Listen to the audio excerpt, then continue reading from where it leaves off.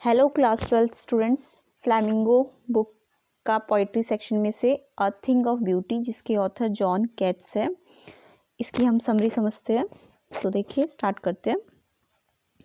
A thing of beauty is a constant source of Joy. Its beauty keeps on increasing. It never fades, it will never pass into nothingness.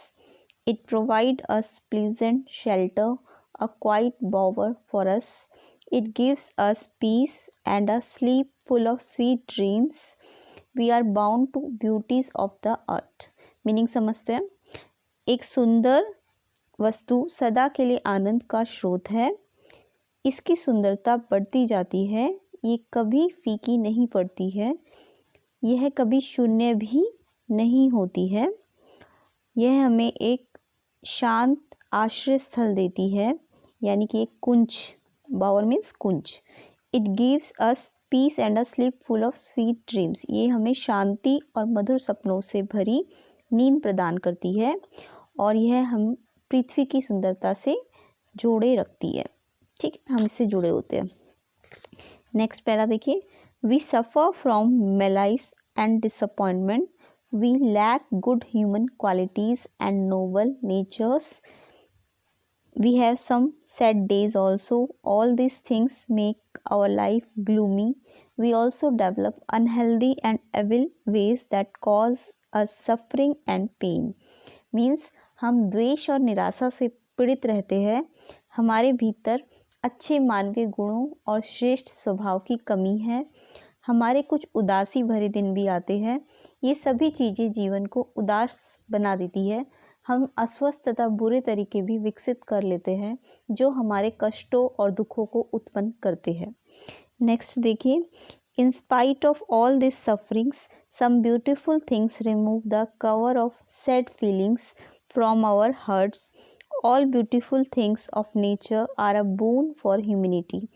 The sun, the moon, and the old and young trees are source of happiness. They provide a shady shelter, a boon for simple sheep. तो इसका meaning क्या है? इन सभी कष्टों के बावजूद कुछ सुंदर वस्तुएं हमारी अंतरात्मा यानी हृदय से उदासी की भावनाओं के आवरण को हटा देती है। प्रकृति की सभी सुंदर वस्तुएं मानवता के लिए एक वरदान है। सूर्य, चंद्रमा, पुराने तथा नए वृक्ष सभी प्रसन्नता के स्रोत हैं। ये सरल भेड़ों के लिए छायादार आश्रय स्थल प्रदान करती है, जो उनके लिए भी एक वरदान है। Daffodil flowers are blooming among the green surroundings. Small streams with transparent water make a cooling shelter of thickets to protect themselves from the hot season.